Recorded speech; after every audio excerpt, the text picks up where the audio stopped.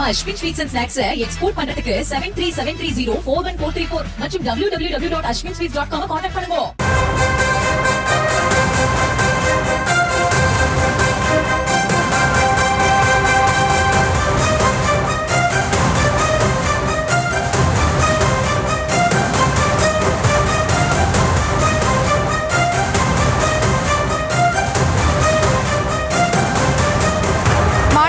தேர்தலுக்காக பாமக தலைவர் அன்புமணி வேட்புமனு தாக்கல் செய்ய வருகை தந்திருக்கிறார். மாநிலங்களவை தேர்தலுக்காக பாமகவில் சார்பாக அன்புமணி வேட்புமனு தாக்கல் செய்ய வருகை தந்திருக்கிறார். அதிமுக சார்பில் மாநிலங்களவை சீட் பாமகவிற்கு ஒன்று ஒதுக்கப்பட்டதைத் தொடர்ந்து இன்றைய தினம் வேட்புமனு தாக்கலுக்கான இறுதி நாள் என்பதையும் பொறுத்து அன்புமணி அங்கு வேட்புமனு தாக்கல் செய்வதற்காக வருகை தந்திருக்கக்கூடிய அந்த காட்சிகளை பார்த்து வருகிறோம். மாநிலங்களவை தேர்தலுக்காக பாமக தலைவர் அன்புமணி வேட்புமனு தாக்கல் செய்ய வந்திருக்கிறார். அதிமுக கூட்டணியில் பாமகவிற்கு ஒரு இடம் ஒதுக்கப்பட்ட நிலையில் வேட்புமனு தாக்கல் செய்ய அன்புமணி வந்து கொண்டிருக்கிறார். விவரங்களோடு இணைகிறார் நம்முடைய செய்தியாளர் பாரி கார்த்திக். பாரி, விவரங்களை வழங்கும். வணக்கம். இந்தியா முழுக்க ராஜ்யசபா தேர்தலுக்கு இன்று வேட்புமனு செய்ய கடைசி நாளாகும். 10 மாநிலங்களில் 36 ராஜ்யசபா பதவிகளுக்கு இன்றைய தினம் தேர்தலுக்கான வேட்புமனு தாக்கலுக்கு கடைசி தேதியாகும்.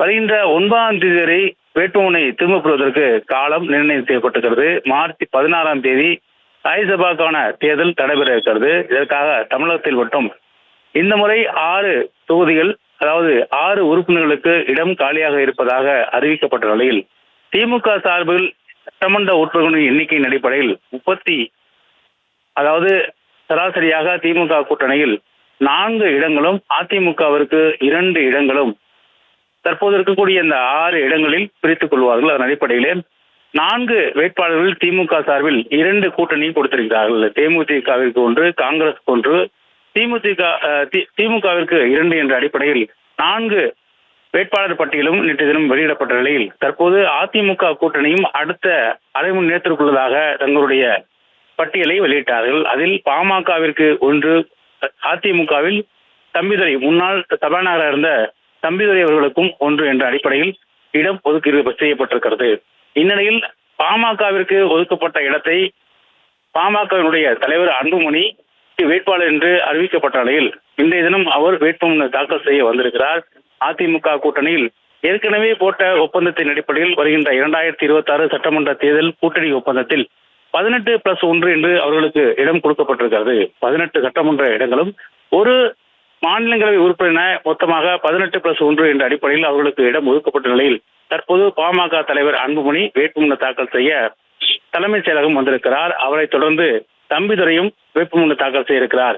11:30 மணிக்கு மேலாக முதலமைச்சரும் தங்களுடைய வேட்பாளர்கள் 4 பேர், அதாவது கூட்டணி வேட்பாளர்கள் என தேமுதிக சார்பில் சுதீஷ், காங்கிரஸ் சார்பில் மற்றும் திமுக வேட்பாளர்கள் காஞ்சன் ரவீந்திரன், மேலும் திருச்சி சிவா உள்ளிட்ட வேட்பாளர்களும் வேட்புமனு தாக்கல் செய்ய 11:30 மணிக்கு முதலமைச்சருடன் வர இருக்கிறார்கள்.